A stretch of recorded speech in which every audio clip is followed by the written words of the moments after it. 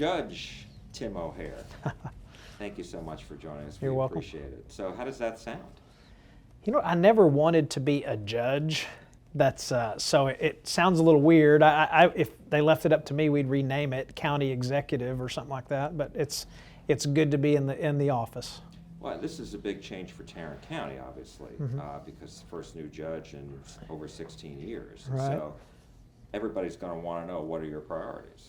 Yeah. So two things right off the bat. Number one, we must cut property taxes. Property taxes throughout the state are too high, and we need to set an example in Tarrant County. We're the third largest county in the state, and we need to set an example for all governmental agencies, entities to follow, which is really working to cut the property tax rate, not just saying you're cutting taxes, cutting it by a penny, and then people actually end up paying more on their tax bill, but actual tax relief. And then we want to be the safest large county in America. We're the 15th largest county in the country, third largest in Texas, as I mentioned, and we want to be the safest large county around, so we're going to have a strong emphasis on law and order, law enforcement, protecting our men and women in blue, and making sure the streets are safe for every man, woman, and child in this county. So let's talk about property taxes, because as you mentioned, you know, that's a priority for yours in the county. Now you have the state legislature meeting as Right. well on top of that. So how concerned are you that, you know, whatever the state does won't impact the county as you're trying to lower the rate as well? Because you still have to have enough money to function, right? Sure. Yeah. Well, anytime the legislature goes into session, you get a little nervous, and because it's a mad rush to pass as many bills as possible, and we have a lot of legislators that want to come back and tell their constituents, "I passed this bill, I passed that bill." We want good legislation passed. There's going to be a lot of proposals on the table for property tax relief. One of the things that I would like to see is a cap on appraisals, and I would make the cap 2.5%. With the way property values are just going through the roof in Texas, especially here in Tarrant County, it's almost an automatic 10% increase every year for everybody. So even significant tax rate cuts, you still end up paying more annually. So that's one of the ways they could address it. Of course, we all know that they're talking about taking the surplus and using that to buy down the tax rate. A lot of times that focuses on the school districts. And anything that helps cut property taxes for residents and businesses, I'm for, but we don't want them to just do it for schools. We want them to do it with the county also. But unfunded mandates, they do put them out there. So for example, right now we have, I think, 100 prisoners, give or take a few, that the state is supposed to take, that they're not taking yet. So we have to pay to house them, to keep them safe.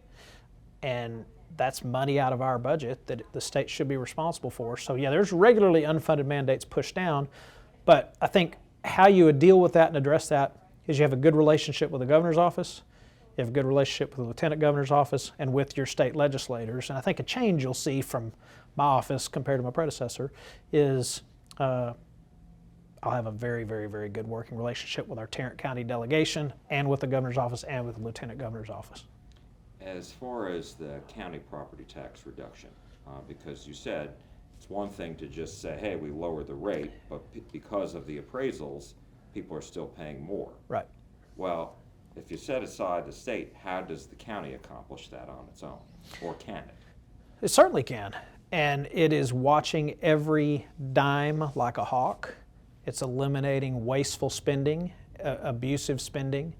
So my office, for example, I campaigned on this for, it seems like for 50 years, but I guess it was about a year and a half, that this office had too many people in it. I think there were 7 full-time employees in this office.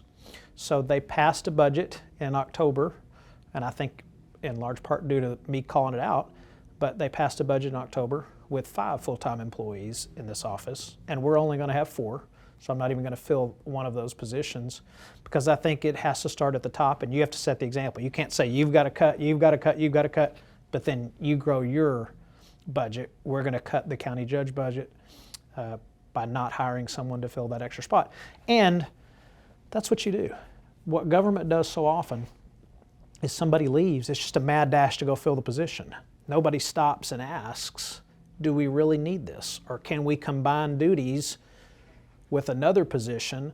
And we'll be doing a lot of that to try to provide real tax relief, not just, hey, look, I cut your tax rate so I can claim I cut your taxes, actual tax relief, as opposed to the fake version that happens so often. You also mentioned law enforcement being a top priority as far as crime reduction, et cetera. How do you do that? How do you accomplish that without pushing the budget, increasing the budget massively? That would lead to an increase in property taxes, et cetera. Can you do that? Sure. So you have to focus on it.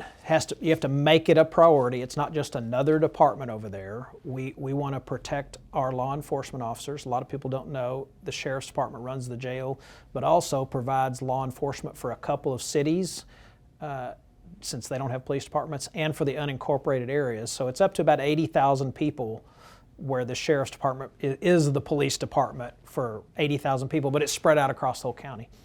And you make it a priority. Priority, of course, a lot of times means funding. And you shift the focus, I think, from more social-oriented to more law enforcement-oriented. And also, we have to move cases through the criminal court system faster. That's something that'll be a priority for the new district attorney, Phil Sorrells, and I'll work closely with Phil on that. It also has to be a priority of the judges in the criminal courthouse. But we also have to have a cooperation from the defense bar. So it's taken too long to get these cases to trial. The whole COVID issue and the close downs, that created serious problems with moving cases along. Now, it's not just for the victims, but it's also for the accused. We've got to move them faster. And there's a lot of ARPA money left. I'm waiting on an exact total, but it's multiple tens of millions of dollars, and we can use some of that money to aid our law enforcement. We had, it's probably been 3-4 months ago now, there was a fentanyl bust, and in just like a 6-week period, we had more fentanyl confiscated in Tarrant County than the entire state of Arizona had the whole year. So the border problem is very real and affects us up here in Tarrant County with drugs coming across the border, I think at record levels. So we'll do our part to address border security by making sure we're strong on 287G. We'll continue doing that if I have anything to do with it. It takes 3 votes in county government to get much of anything done. But hopefully, I think we'll have those 3 votes, especially if one of our new commissioners come on, Manny Ramirez, is Fort Worth police officer, and so I think he'll be a great addition to the court. But you make it a focus. And we do not want a reputation in Tarrant County of being lenient on crime. We want a reputation in Tarrant County that we're tough on crime. We want everybody to feel safe in their homes, in their businesses, and on the streets, regardless of what city they live in, what their neighborhood is like.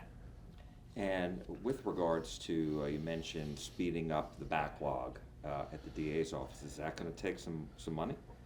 Sure. Has Judge Sorrells talked to you about this already? Well, we've been talking for months, not being presumptuous that we would win, but we hoped we would, and we knew what the numbers looked like, so it looked good. But we've been talking about these things for months. He's bringing in a lot of experienced prosecutors from really across the state, and one of the things that Tarrant County was lacking was experienced prosecutors. A lot of people had left the DA's office for whatever reason.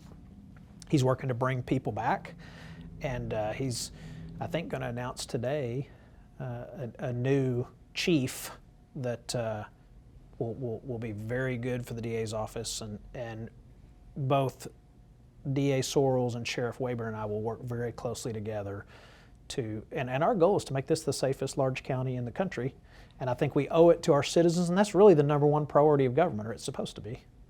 And my last question to you is, how was the transition with you and Judge Whitley? He was incredibly helpful, made it very easy. It's very smooth. We've always gotten along, I think, politically.